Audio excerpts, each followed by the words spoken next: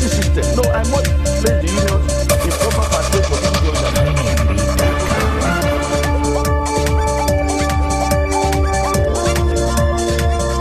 Hello and welcome. I am DEJI360 and you're watching DEJI360. Now, there seems to be no letting off in the serial attacks by radical Islamist sect Boko Haram. In fact, the sect is becoming so bold that it now informs villagers of impending attacks, in some cases given the exact day, and still goes ahead to carry out the attack with impunity.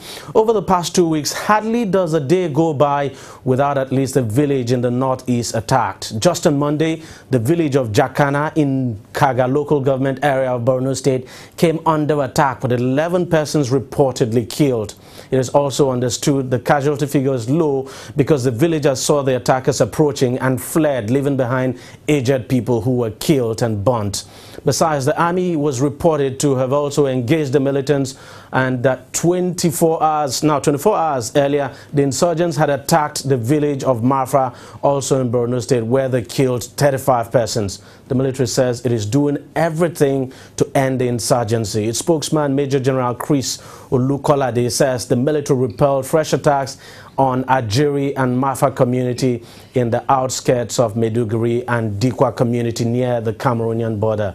He says 20 insurgents were killed in the encounter and several arms and ammunition seized from them.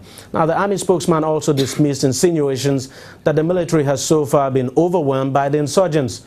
General Olukolade says the military is more than capable of ending the insurgency and was working towards that, but obviously fed up with the way the fight against the insurgents is being handled, and very much saddened by the killing of the students at Federal Government College Buniyadi in Yobe State 2 weeks ago. Women groups took to the streets nationwide on Thursday to demand an end to the killings and insurgency. In Lagos, the women dressed in all black marched along some major streets and ended up at Government House Ikeja, where they presented a letter to the state government for onward transmission to the president. Now, joining me here in the studio to discuss this is the convener of, well, what I want to call the protest march now, Lila St. Matthew Daniel. Thank you very much for coming on the program. Now, Thank you. You don't want to describe it as a protest. No. For you, it's a peaceful march. Walk. Well, it makes no difference. It's just semantics, yes. But tell me, why exactly did you decide to act now? I mean, this happened about 3 weeks ago, close to 3 weeks now, and just why now? Well, on the middle of February, that was the first time that we've been hearing everybody, you know, you're wondering what's going on. You're wondering at the boldness every day of what was happening. And then I think on the 12th or the 13th, there was a report that about 20 or 25 girls were abducted and taken away. And immediately I said, oh my God, this seems as if it's sex slavery, you know, because I think end of basically that's what it is. Yes, end of last year, I had read something, and I tried to remember where I put it, where it was said that they take them, I think a girl escaped and said they take them into the hills, that's where their camp is, and they are used as sex slaves and, you know, general... Very young girls. Very young girls. So I was pained inside of me, because I work with domestic violence and abuse on my other side. I'm a transformation strategist on one side, and I just envisaged so many things, and I said, oh God, let's begin to speak. Let's begin to speak out, because when you march or you protest or you walk consistently, there is no way, you know, something will happen. It has brought down terrible governments, you know, and so I reached out a little bit to 1 or 2 people, and they were not kind of interested. I normally would have a march, let's say during the 16-day activism and things like that. And so I was pained. Then I sat down there, and within 2 weeks came this children. And I said, oh God, I knew something was going to happen. So 2 days later, I got up and I said to myself, I'm going to have a small march here. It might be a lone voice with a few people, it's okay. So I called a young friend of mine in Abuja. I said, I always sound things off her. And I said, what do you think? She said, Auntie, go for it, running, but make it in Abuja. I said, Abuja, okay. How can I do it in Abuja? Anyway, so I called a few people here in Lagos. I said, look, this is what I intend to do. I need you to mobilize your women and help as best as possible. And I did the same. Because I felt that if we can come out, even the civil rights approach abroad, anywhere that there is something, you keep coming, you keep coming, and then that's how I now started planning. And before I knew it, I'm a little bit high tech. So I went on Twitter, I went on Facebook and everything, that we're having a walk in Lagos, if you want to join in Lagos. And before I knew it, it went viral. London, Benin, Port Harcourt, and I had to be manning the semi-CNN center in my place. So that is what happened. For you, it must be pretty frustrating that, you know, these killings continue, in spite of the fact that the military says it is doing more than enough, you know, to check it. Well, you know, like I said, I'm not a security person, I'm not a political person. Maybe they are doing something, but it's definitely what they are doing is not good enough, because what is happening is that, like everything else, the human mind, once you do something and nobody says anything, or the curbing is not good enough, they'll advance a bit more, then they get bolder, and then they get bolder, and then they get bolder, and that's what has been happening. It makes me wonder, are these people really Nigerians? Because it's like turning inwardly to attack your own people. But as I see it, is like what you will see if there were wars between two neighboring countries. In those days, between villages, you understand, between two neighboring countries, and they're attacking another country. It just doesn't make sense. So there's something they're not doing right. And that was where our focus was, that, look, we've had enough. We're mothers. We might be from the south here, but amongst us there were all the nationalities. There were the northern, eastern, western, southern people there, you understand. So we said enough is enough. We've had enough. Government, what are you doing? We want you to wade in. We're tired of these killings. We're tired. So it's not just the kids now. The kids prompted it, you know. There's no mother, there's no father, because there were some men there with us who will hear that. And then some kids were taken away again, girls. And I was going to ask you, I mean, for you, what do you think the parents of those kids will be going through now, especially those who were taken away? You see, it's better when, not better, but at least if you know somebody is dead, you know there is a foreclosure, there is no hope. You are grieving. You see the body, you grieve. But then when you do not see the body, that you haven't been told a person is dead, they are somewhere, and you know they are young, you know definitely that they have been, you know, traumatized, they have been dealt with seriously, you know, and the pain is there. I'm not the parent of those girls, but I can feel it. I envisage it, because these girls are between the age of 10 and 14. Exactly. You know, 10 and 14. Young. And then I'm on the air, the school came out to say that, yes, the boys, but the girls were not taken.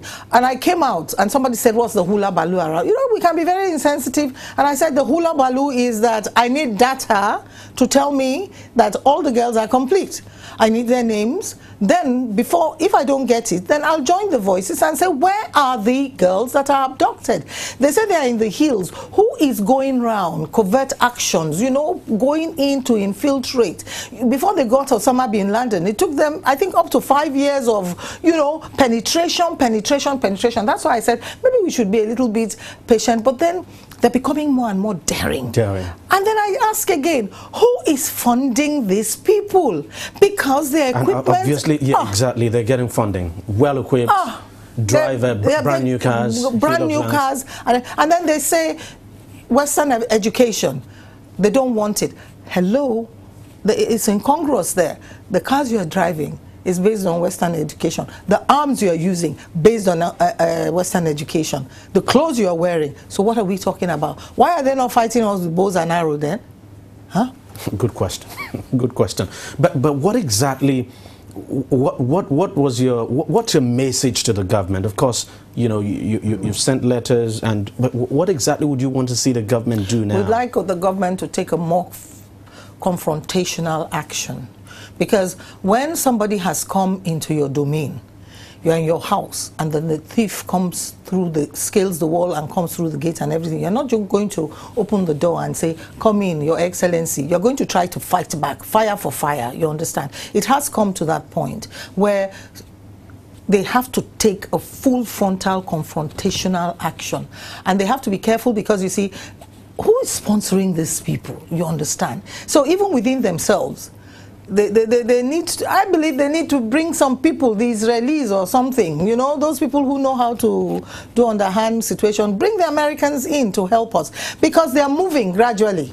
They're moving. Yeah, are you scared that if they're not checked that, you know, that there's a possibility, because some people have said so, that they might even strike the West. Yes, there is a possibility, because what is happening is that they're becoming more and more daring, more bloodthirsty. It's as if they give them a drug or something that the more they kill or whatever, or maybe it's that, I don't know, you know. So they're becoming more and more daring. It's coming down closer. And if you look back in history of such internal terrorist genocidal attacks, it started gradually at a certain place and then it started moving, and the government needs to do something. They've now evacuated the kids from the schools. They've shut them down. I just hope that they have now taken those kids and distributed them in other Unity schools, because you see, in those days, Unity schools, my first daughter went to Bida, you understand, who are in Lagos, so bring them,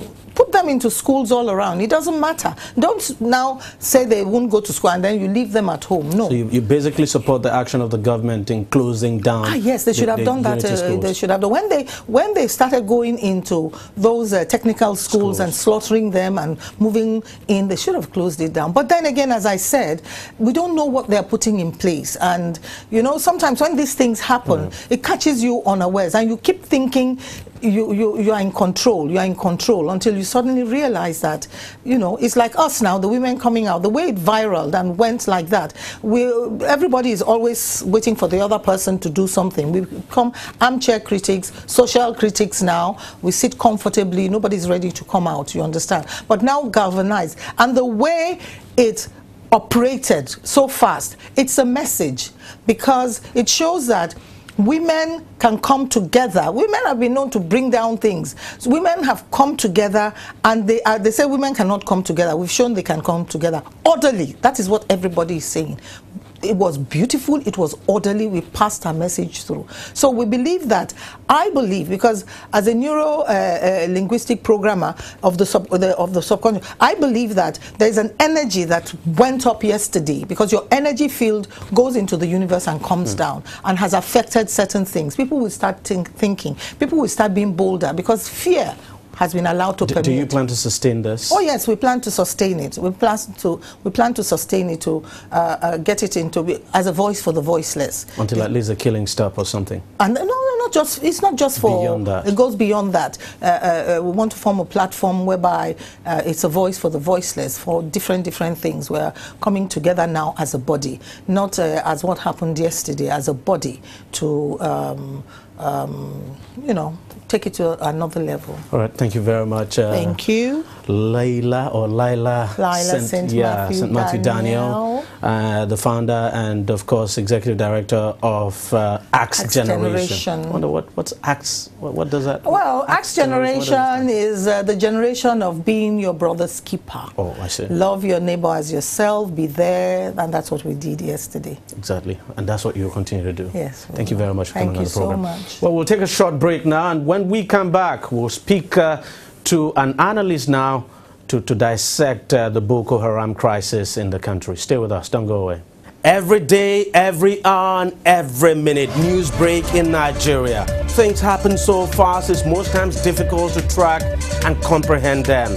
But that's what we do right here on DEJI360. 2015, would you want to come back again? It's like asking Jesus Christ, if he knew he was going to die, will you want to come back as the savior of the world again? We do not just help you track the stories, we break them down, explore all the angles, analyze the issues so that you can fully comprehend the stories and use them to make the right decisions.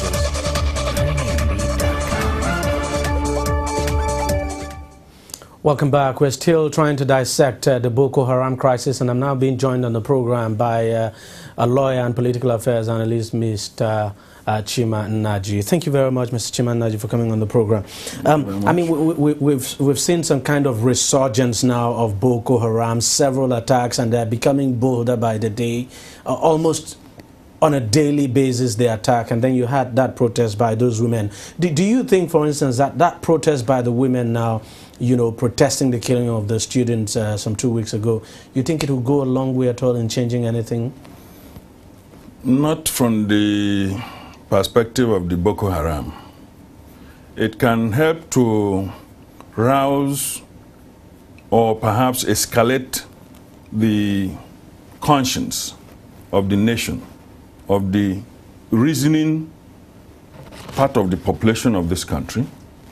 It will help to further bring it to the front burner, the necessity for a timeous response, a timeous and appropriate response, perhaps beyond what is being done presently.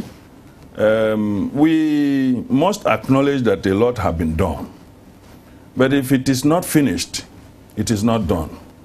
Just like if you were preparing a good pot of soup and eba. If it is not on the dining table, the hungry man does not know what is happening in the kitchen unless he sees action on the dining table. And actually is allowed to exchange the hands and the content of the plate. We hear a lot of exploits. We see some of those results, but you can see that the people we are dealing with are also strategic in their thinking. Very strategic. You have pushed them to the fringes, and perhaps you became a little bit more relaxed, thinking that you've done a good job. Good job, but not finished.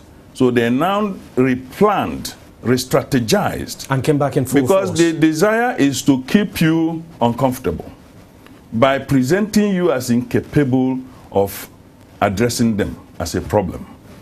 And so there is a need for us to re-strategize, you know, as a people. When I say for us, both the military and the civil population. Do you talking about re-strategizing now? I mean, let us look at the appointment of retired General Guzo. He was once the National Security Advisor to former President Olusegun Obasanjo, and also to the current president at some point in time. Now he's coming back as under the military. Under the military as well. Now he's coming back as the Minister of Defense, and you know, he has a reputation for being a very good intelligence officer. Do you think he would make the difference for the president here if the president basically brought him in just to check the Boko Haram insurgency? I wouldn't know the thinking of the president or the presidency in choosing Guzo. And without prejudice to all that have been attributed to him, some of which I'm not so privy, you know, because I'm an outsider.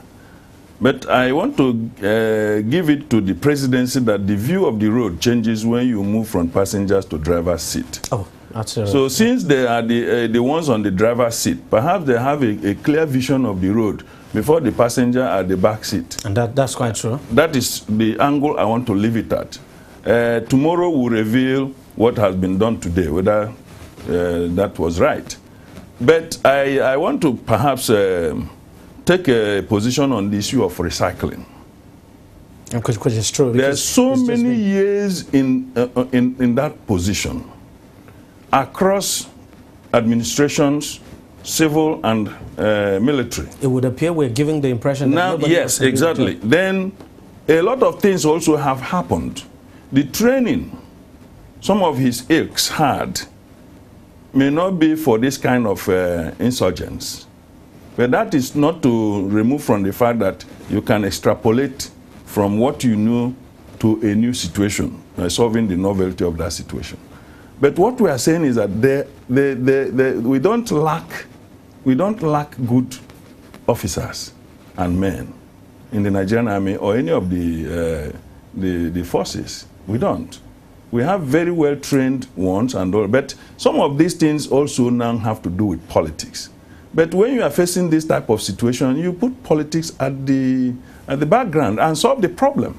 You get the point. So I'm not saying that he is not eminently qualified, but I think it could have been better if he were on the sidelines giving advice or making input based on his experience, because he can no longer be relied on 100% like being a defense minister or whatever in order to solve that problem.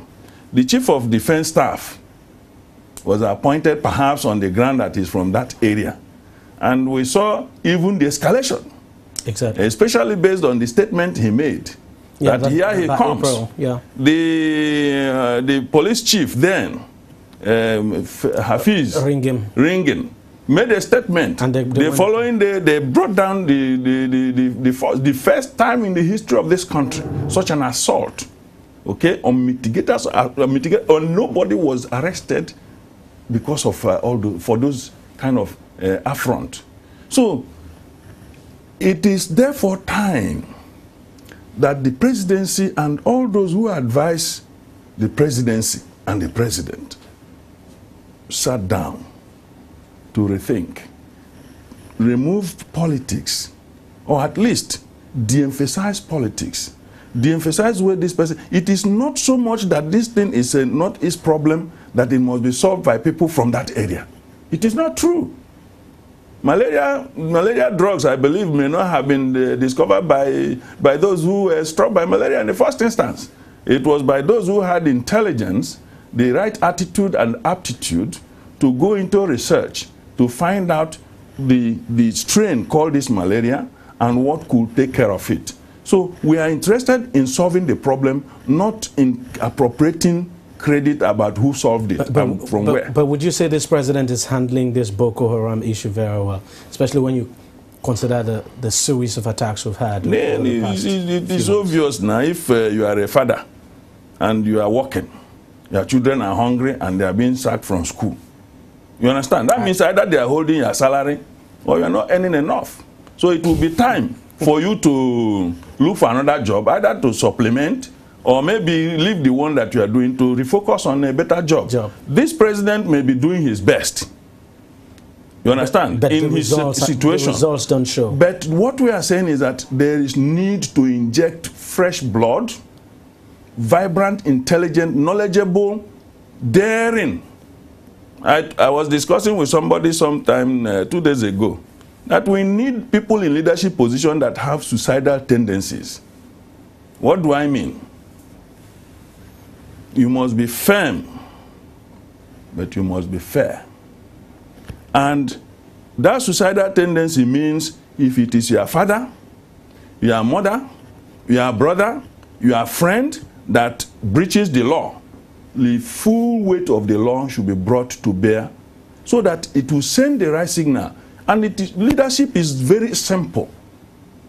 It's very simple, but you have to have knowledge. You must come to it with honesty. You must come to it with courage, patriotism. When people see that you have these things, because each time you take any decision, they want to impeach it. Those people who want to violate the law will look at, what was it not 30 million I gave him for him to say this? Once they are able to say that, or even in the church, if you are a pastor and you are preaching the very well celebrated versions of the Bible, the girl who you just had a relationship with over the weekend will be laughing. Look at this man. So if we had the guts to be talking about fornication when we were there for 3 days, you understand what I mean? She will tell the others. So there is no hiding place for those who have sinned. So when you have a president or presidency or people in authority at whatever level that have compromised in any way, you have compromised the authority, because authority is a psychological correlate of power. Exactly. You know, the perception that somebody who is giving this order or instruction has the legitimacy, both moral uprightness and the political authority to issue that, then compliance follows. Otherwise, you will have people being chased around and all that. And how many enforcement agencies do you have, or agents do you have to police everybody? Very difficult. Well, thank you very much. It's on that note we have to end the discussion. Thank you very much for coming on the program. My pleasure. Thank you very much for your thoughts. Well, that's it on the program. Now, if you want to watch it again, it's simple. Just go to our website, www.tv360nigeria.com. You'll find this program and lots more there. You can also watch us on YouTube by subscribing to our YouTube channel at youtube.com/TV360 Nigeria. Follow us on Google Plus at TV360 Nigeria. And you could like us on Facebook. The address is facebook.com/TV360 / I should say, TV360 online. You can also follow us on Twitter. Our handle is at TV360 online.